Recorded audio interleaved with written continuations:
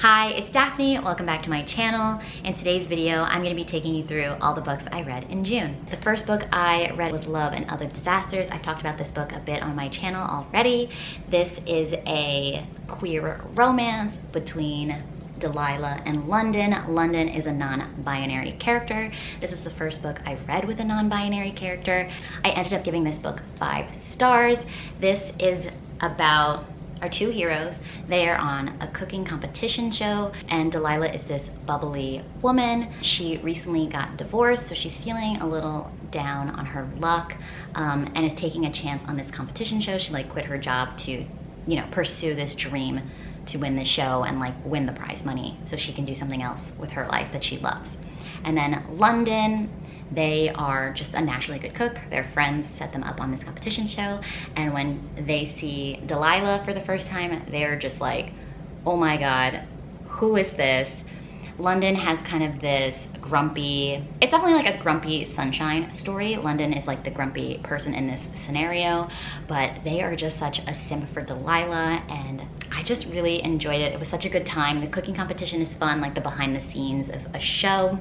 Also, the impact that London had of being publicly on a show, being publicly out as non-binary, and the impact they had on viewers and people at home and people that identified with them. And I was literally crying reading this book. So yeah, I really loved it, and I would definitely recommend it. Then the next book I read was Hookshot. This is the 3rd book in Kennedy Ryan's Hoop series. This book is between Keenan and Lotus. In my other video, I kept calling the heroine in the first book Lotus, but her name is Iris, so apologies for that. Keenan is an NBA player. They met a couple years ago, and Keenan has always been drawn to her. There's just something about her that he can't take his eyes off of her. He wants to get to know her, and this is their story doing that. Lotus is really into fashion design. She lives in New York City, and she also has this kind of voodoo background. She grew up in the bayou in New Orleans with her grandmother or her great-grandmother, where she taught her a lot of things about magic and spirits and things like that. It's not fantasy at all, but she has this otherworldly sense, and that ties into the story. Again, Kennedy Ryan's books are always really intense. So Lotus has a bad history with SA when she was a child, so she's dealing with that in the story as well. And Keenan is, even though he doesn't know the full story, is being supportive and understanding and being patient with her so he can get to know her and potentially pursue a relationship with her while also being very respectful. So I ended up giving this book 3 stars only because my expectations were through the roof after the 1st and 2nd books in the series. This one, the tension between the couple wasn't as strong as the other couples. That's why I rated it lower. It's still a really fabulous book, and I would definitely recommend the whole series overall. Yeah, this one, the tension between the couple was missing, so I didn't love it as much. I didn't fly through it as fast as the other ones. Then I read another Ice Planet Barbarian series. This one was Barbarians Choice. This is the 12th book in the series by Ruby Dixon. So this one is between 2 aliens. The female alien on the planet, she is older now. In the beginning of the series, she was an adolescent, but we've time skipped a lot in the series. So now she's a grown woman. She is excited to finally have a mate, but she's not interested in settling for just anyone in the tribe just because there's a low female population. She wants to resonate with that person, which is a thing in the story. If you know, you know. So a spaceship ends up having to emergency land on the planet. They're the same kind of aliens as the people that are stranded there, and she meets one guy and immediately resonates, so he's her mate, and it's their story. So the choice part is she going to leave her home and the world that she loves and her tribe to be with him out in space somewhere else, or is he going to choose to stay in this primitive community, whereas he's used to a more advanced society? Honestly, that decision was really tough, and I was really into that plot line, and I ended up enjoying this book fairly well. I ended up giving it 4 stars. Then I was just kind of browsing around on Kindle Unlimited, and came across this book called That Time I Got Drunk and Saved a Demon by Kimberly Lemming. This is the first book in the Mead Mishap series. So the heroine in this is a Black woman, and she lives in this world where there are fantasy beings. So they have this goddess they always pray to protect them from the demons that live outside of the barrier. But every like 15 years or so, the barrier wears down and demons start sneaking in and like attacking people and stuff. So the goddess has a bunch of people go on a quest to defeat the demons, right? So at the beginning of the book, she's celebrating because she wasn't selected. She's just like, I just want to live a cute, quiet life. I'm not an adventurer. I'm not here for that. But she accidentally runs into a crazed demon. Her name is Cinnamon, by the way. Her family owns like a spice farm. He's like trying to attack her, and as she's running through her cinnamon field, she like whacks him with a cinnamon stick, and it makes him come out of this trance. So apparently the goddess has been cursing the demons to go ravenous, but the cinnamon breaks the curse. So he's like, you need to pair up with me and we're going to break this curse against the demons. Like the demons aren't evil, and they're like demons, but they're different kinds of beings. Like he's a dragon demon, and there are like fox demons, and there are like orcs and snake monster things, and like there's all a variety, but the humans just lump them together as demons. So they end up going on a quest to break this curse because apparently the goddess isn't really a goddess, she's just a bitchy witch and she's just using the humans for her own gain. And it was a really fun time. I ended up giving it 3 stars. I said it was fun, cute. I definitely laughed a lot reading it. The theme was fun. The adventuring part was a little silly, like things would happen too easily for them, but whatever. It just wasn't high stakes, but it was still like a cute, fun time. And I think I'm gonna continue the series. I already read the 1.5 book in this, which is gonna come up, so I can just skip to talking to that as well. The 1.5 book was Mistlefoe. This book was super short, it was only like 60 pages. And that one is about this woman called Hazel. Her father got cursed by this fox demon that moved into the forest by their home. Her father is like a swordsmith, so he needed some materials to make his weapons, and he like stole them from the fox demon.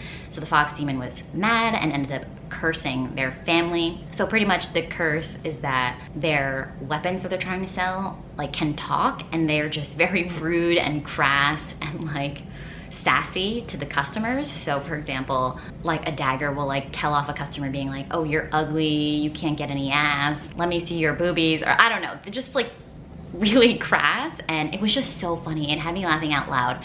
So this is about Hazel trying to appease the fox demon to like break the curse, and then it ends up turning into a fake dating thing because he needs her help with something, and he needs like a mate to accomplish his goal. So they go on like a little adventure together as well. And it was just so funny. She has this sword who turns out to just be kind of a troublemaker and kind of a perv.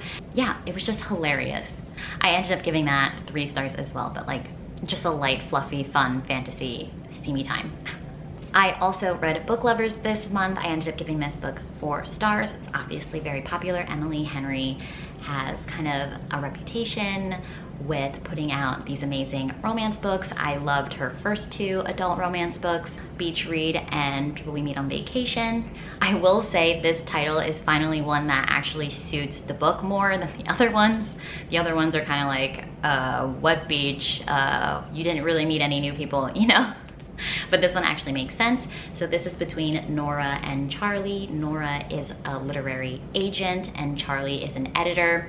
I thought this was gonna be more enemies to lovers by the way it was described, but I wouldn't really say it's enemies to lovers at all. They did have a disagreement a couple years ago that like prefaced the story.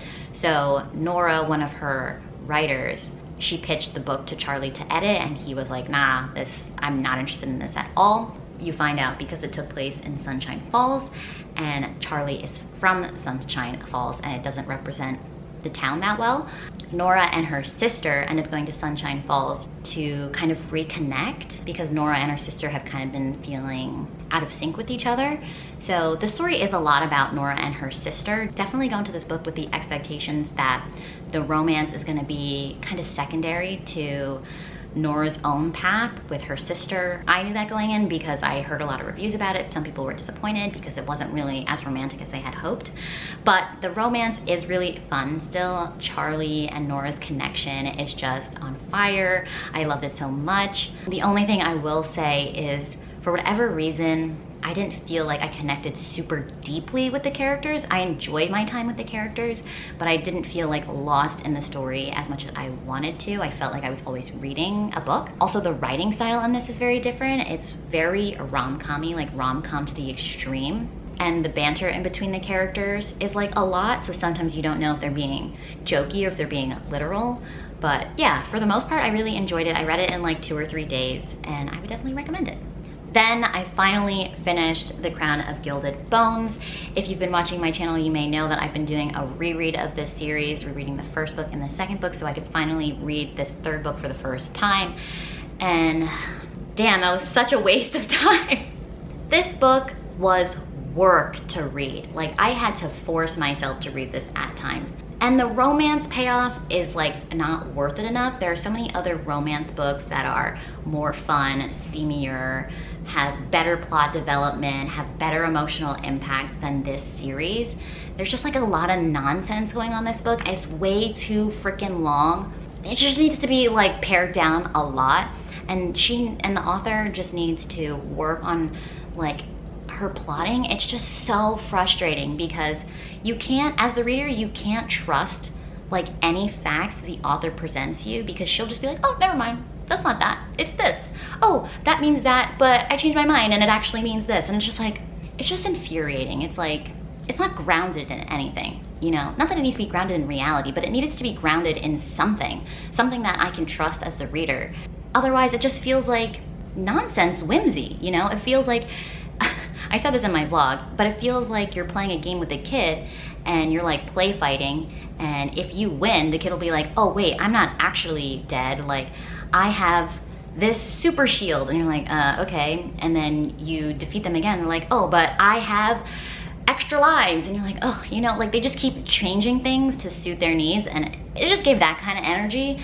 So it was a really frustrating read. If you don't know, the Blood and Ash series is about this woman, Poppy, who's known as the Maiden. She's like, has this special, honestly, even that doesn't make sense. Like, why is she so special? Like what was the purpose of anything? Like, I don't even want to explain it because there's no point. The purpose of everything that's like set up makes no sense, because they could have just done it another way if for like whatever their goals were. It was just, nothing makes sense, and I'm just over it. I was considering reading the 4th book because Kaylee said that was her favorite book in the series, but I just don't know. I just don't know, guys. It's like such a waste of time.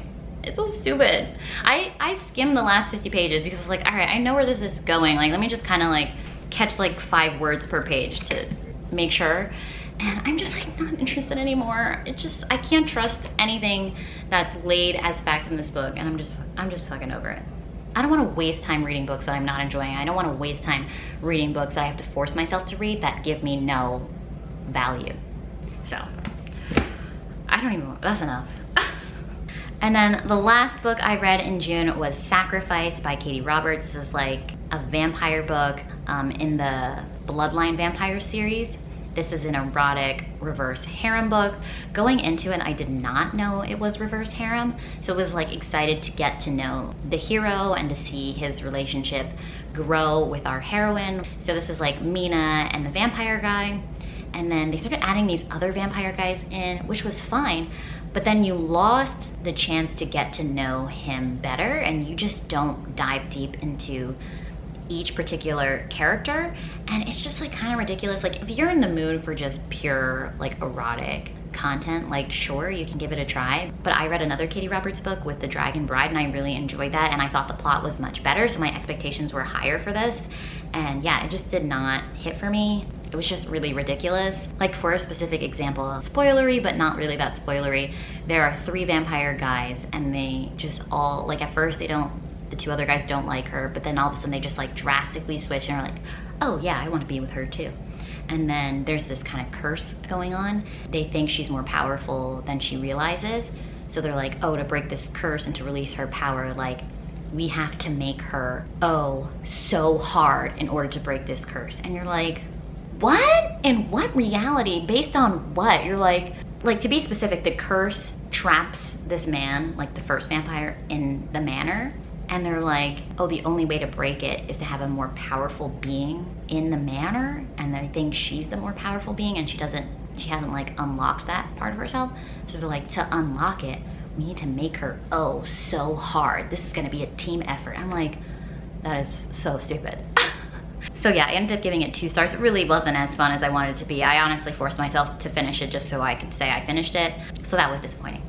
So those are all the books I read in June. I hope you enjoyed. If you did, please leave a thumbs up and subscribe down below if you haven't already. And I'll catch you in another video. Bye.